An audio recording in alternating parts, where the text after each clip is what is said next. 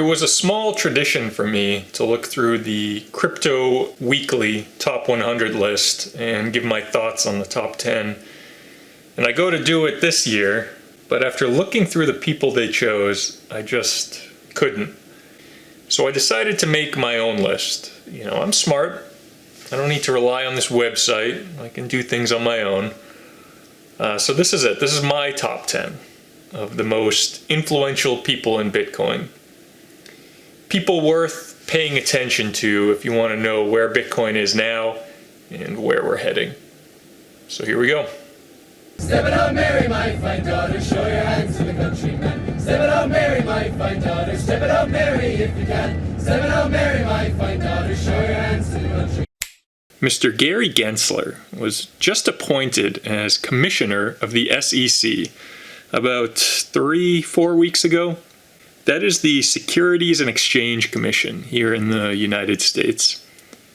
An agency designed to prevent market manipulation with a lot of power that could impact Bitcoin buying and selling.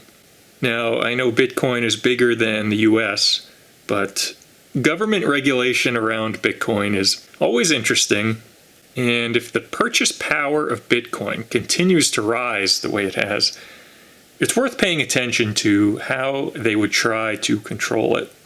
The thing is, Gary is very aware of Bitcoin and cryptocurrencies. He's actually taught classes at MIT about blockchain and cryptocurrency, and he's got an understanding of both their history and how they work technically. He's not a bull, but he is easily the most educated SEC commissioner ever regarding Bitcoin. I watched a lot of his lectures online, and he plays it down the middle regarding if he thinks Bitcoin is the future or not. Very measured response, almost like a politician, which makes sense. Most of his career has been working with or around politicians. He was the CFO for Hillary's campaign in 2016. He's probably got some interesting stories to tell. So, look, he just took the job. Interesting to see what he will do, how he will go about regulating. I don't see him fighting for Bitcoin if the winds start blowing against it, but he's not a dummy, and that should count for something.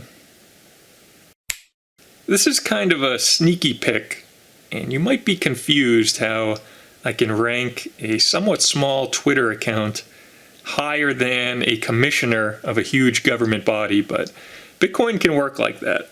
And in my opinion, DanDarkPill is someone who, in their own way, is holding Bitcoin up on their back. It's an anonymous person. The account goes offline for months at a time. I have some ideas on who it might be, but based on what they say, it's definitely someone from the very early days of Bitcoin. Spends most of the time critiquing altcoins, calling out scams, providing strangely specific information on people and events within Bitcoin. But most importantly, they're pretty funny. There are plenty of intelligent people out there, but if they can't get their ideas across in a compelling way, well, then it doesn't matter. You need to know your audience, and while some may consider this trolling, I consider this account to be an immune system that attacks bad ideas. Being an anonymous account, it ensures that only the ideas can be questioned, not the person. Governance is hard in Bitcoin. How can you get people to agree on things when there is no leader? Well, it can only happen with discussion. And not everyone uses IRC chat rooms. People running nodes also use Twitter, Reddit, virtual reality. Cypherpunks are still out there. And it's cool to think that the anonymous people you interact with could be schizophrenics or billionaire business people, or both. Whatever their intention, DanDarkPill is a defender of the Bitcoin and definitely worth a follow. Speaking of Twitter, Jack's the man behind Twitter. He's not the account with the most followers, but I mean, he's got a lot of sway. And his profile consists of one word. Love it. He's not exactly tweeting about Bitcoin every day, but he does share some good stuff. Not too long ago, he shared this resource, bitcoinsecurity.guide, which I usually don't like to give people advice on custody, keeping their Bitcoin safe. It's unique for every person. But this is a pretty good place to start. Despite a lot of censorship drama this year with big tech, Jack arguably remains a loud proponent for free speech. And I'm sure Jack sees in Bitcoin some of the things he wishes Twitter could be. Decentralized, empowering the people, a project that has no one to call to Congress, no board of directors that can fire the man who started the company. So, he gets it. I'm still a punk. Jack also deserves to be on this list because his company Square put $50 million into Bitcoin. A lot of money, no matter how big your company is. And I'll talk more about company balance sheets later, but if you could humor me, Jack, if you're listening to this, please bring Trump back. The platform just isn't the same without him. I think the point was made. Bring him out of exile. Take any political views out of it, and I might have to think about it, but Trump was probably the greatest poster Twitter ever had. Free speech. The term thought leader gets thrown around a lot. I mean, that could really apply to anyone. We all have thoughts. But Vitalik really is a Bitcoin thought leader, despite focusing all of his efforts right now on Ethereum.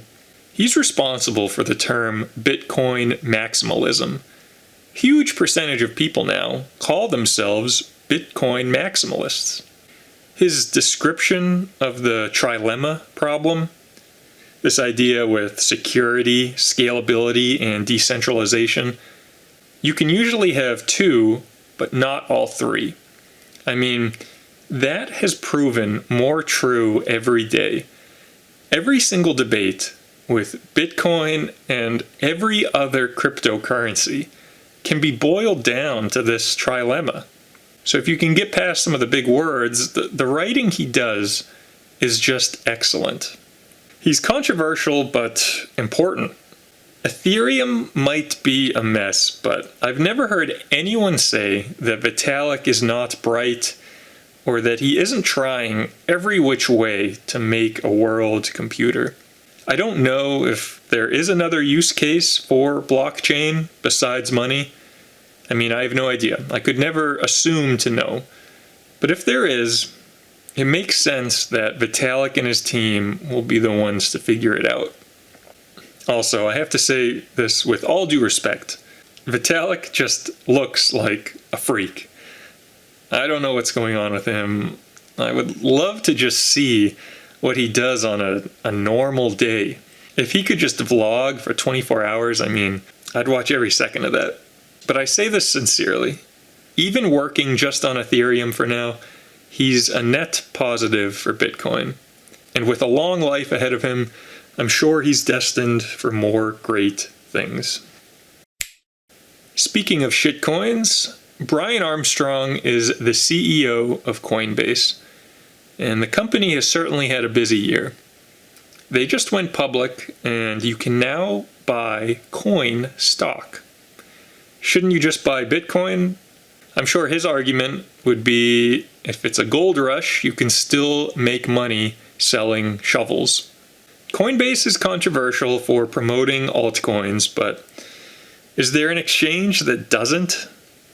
The business model of selling just Bitcoin isn't great, and by listing all these random little things, having the projects pay you to get listed, taking all the trading fees, you really multiply your revenue streams. Every exchange does it. I mean, if anything, Coinbase is only guilty of being popular. They all do it. It's extremely cringe to read their write-ups on these projects that are basically vaporware. I know there's new people getting into Bitcoin who make a Coinbase account and waste all this time reading about shitcoins thinking they're doing research or learning. Be cautioned. These are claims, these are advertisements. This is not fact. Brian's a major player in the United States, and I don't see Coinbase going anywhere soon. Last year, I predicted Facebook would buy them, and while I was wrong, I want to defend it and say I'm only wrong for now. It could still happen. Besides Satoshi, who has contributed the most code to Bitcoin? There are many great developers out there, and every change to Bitcoin is obviously a collaborative process with a lot of eyes on it. But I think it's safe to say Pieter is Bitcoin's most accomplished contributor and has done the most, both in quantity and quality of coding. The whole thing of having 12 words as your seed phrase as recovery, that was Pieter. People take for granted modern wallets. Satoshi's early Bitcoin wallets had all these security issues that Pieter and others worked to improve without hard forking Bitcoin. Crazy how much work gets done on Bitcoin when there is so little reward. Bitcoin development still requires donations from kind people in order for them to eat. There is no Bitcoin company paying his salary and giving him health care. He's got to do other things on the side. Pieter used to work at Blockstream, and he was a driving force behind SegWit, two things that critics go after as destroying Bitcoin, corrupting Bitcoin. But those same people who hate Blockstream, hate SegWit, never go after Pieter. There's all these conspiracies about Adam Back and Greg Maxwell, but I've never seen any criticism of Pieter. And I think the reason for that is his knowledge, his work is just so indisputably good. No one wants to go there.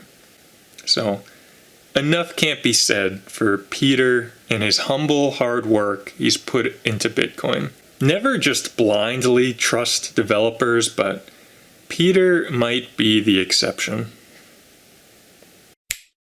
Jameson Lopp is another unique personality on this list who can write on all these different Bitcoin topics, and it's all good. But in particular, his focus on security is something that he just really excels at. Security is the most important thing in Bitcoin, and Jameson is out there pounding the drum on how to keep your Bitcoin safe. It's funny, you look at any altcoin community, and they couldn't care less about securing it. You think these people buying Dogecoin right now are concerned about that? No.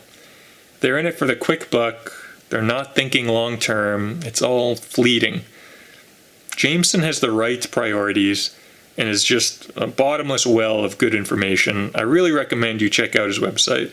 He is open about this story, shared it multiple times, but he was swatted in 2017. Someone found his home address, created a fake situation for police, who then send in a SWAT team ready to fire at what they think is a crazy person. Messed up, and just more evidence that it only takes a small amount of information to do massive harm. In this case, sending highly trained combatants to your house with just a phone call. Luckily, no one was hurt, but it's sad that given the world we live in, these are the type of things you have to think about. When they say Bitcoin is a rabbit hole, it really is forcing you to learn about computer technology, lifestyle choices, firearms. I mean, it's endless.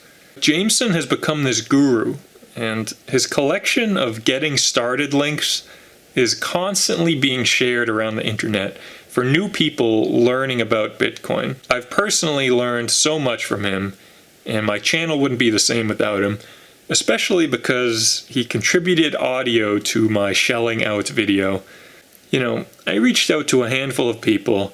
Jameson was the only one who said, sure, I'll do it, no strings attached, sent over an audio file, and I really appreciated he took time out of his day to talk about Nick Szabo's stuff. It just meant a lot. So, thank you.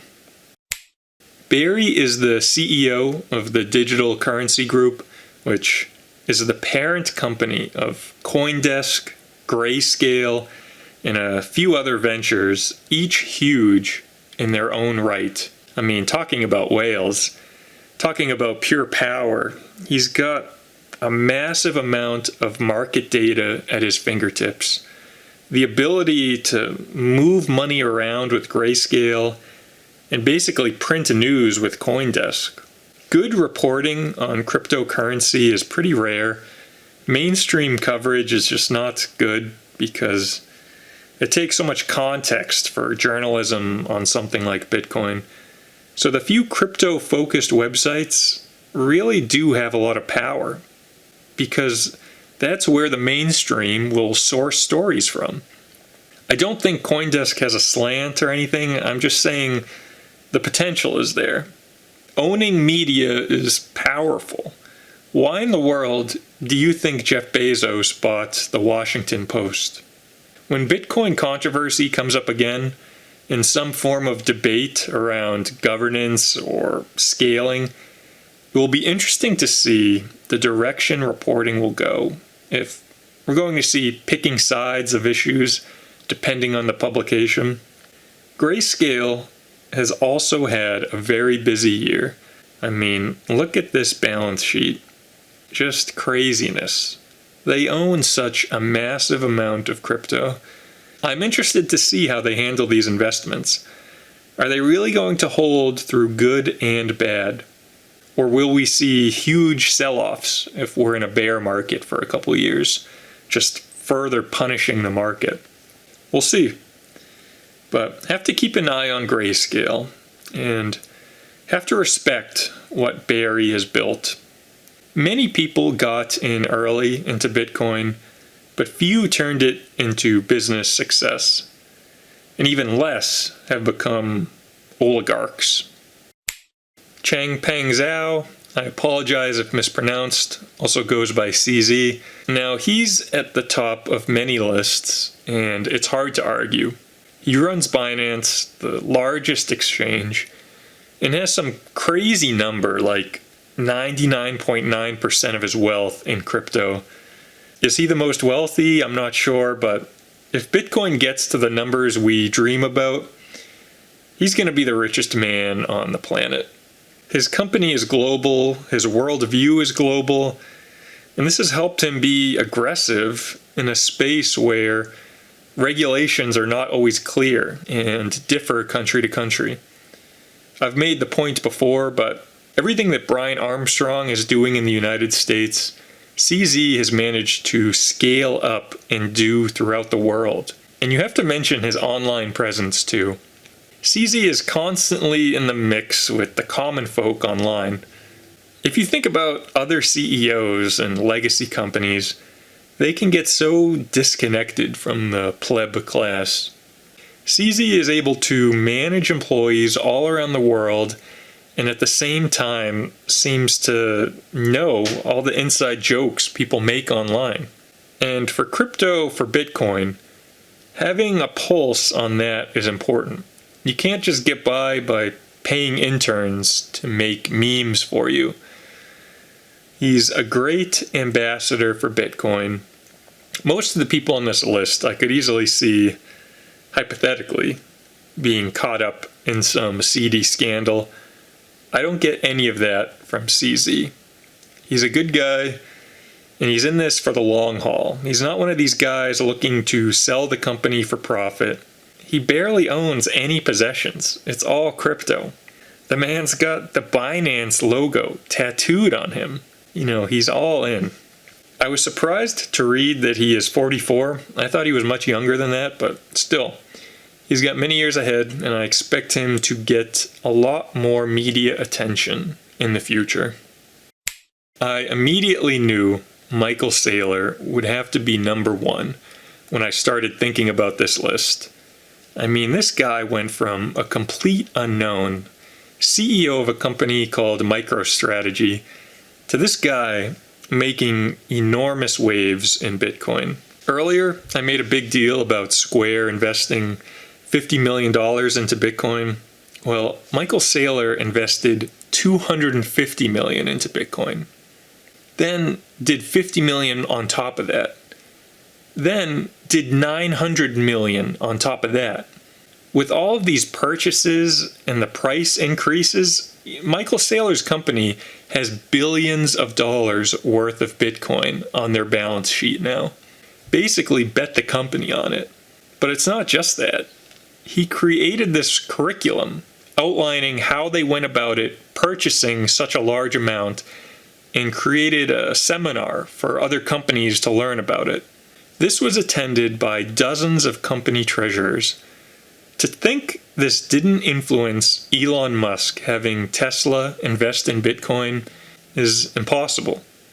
Michael made that happen, articulating the how and why for companies to invest in Bitcoin. He's done a number of podcasts and media this year. Pretty charismatic guy, and I like that he doesn't even entertain altcoins. He's unapologetically in just for Bitcoin, which is so refreshing to see. Almost everyone dabbles in altcoins, trying to get lucky, but, for me, nothing is more exciting than Bitcoin. Every other project is, at best, an experiment, and at worst, it's penny stock gambling. So for one of the new guys out there to not even entertain these things is great to see. Now, is Michael Saylor incentivized to pump the price of his own bag? Yes. But that doesn't take away the logic behind what he says. I just like that he backs up what he says and believes in his actions. A lot of these elites who seem to have it all, Mark Cuban, Elon, they have all these motives that aren't entirely clear. They make comments on things, then change their mind. Their actions don't seem to match what they say.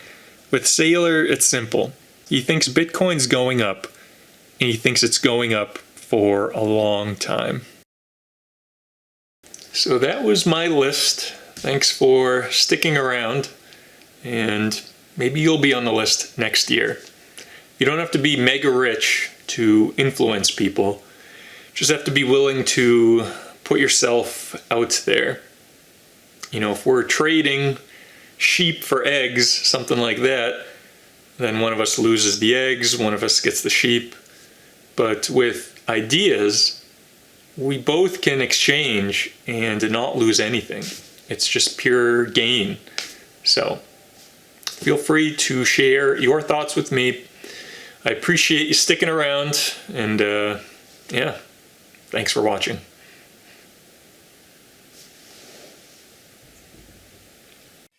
The point is, if you have the superior asset, it's going up forever, Laura.